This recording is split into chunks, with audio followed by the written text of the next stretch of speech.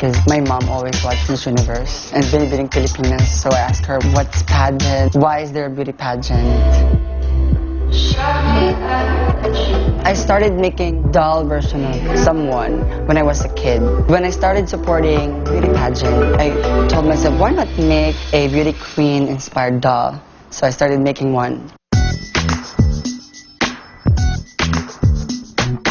When I started supporting Pia Wurtzbach during Binibining Pilipinas 2015, and then she won Miss Universe Philippines, I was thinking of a gift to give her during our victory party.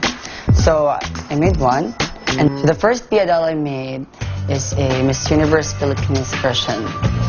And then the second Pia doll was her national costume during the Binibining Pilipinas pageant. The one who trended is the Miss Universe Pia doll. Every time I take a selfie or I give the doll to the queen, it's like a crowning moment to me. Since I was young, I've always watched the Miss Universe pageant. I love fashion, and I think that also goes hand in hand, seeing beautiful women, the women in their gowns, in their swimsuits. There's something festive about it. Parang it's a celebration of women. Maria Venus Rock, 22, Philippines. She was really our favorite, Venus Rock. Nilagay ko yung laptop niya sa ibabaw ng TV. Tapos pinlay ko yung record. And then, sabi ko, actually, wag na lang pala natin i-record. And the top 15 is for the Philippines.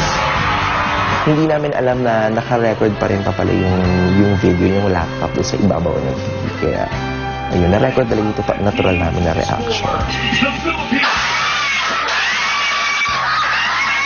These beauty queens became an inspiration to us, beauty pageant fans. They actually touches our lives. It's nice because I feel like parang it also helps our candidates to really boost their confidence. Mas lumalakas yung loob nila kasi they know that there's a big support out there for them.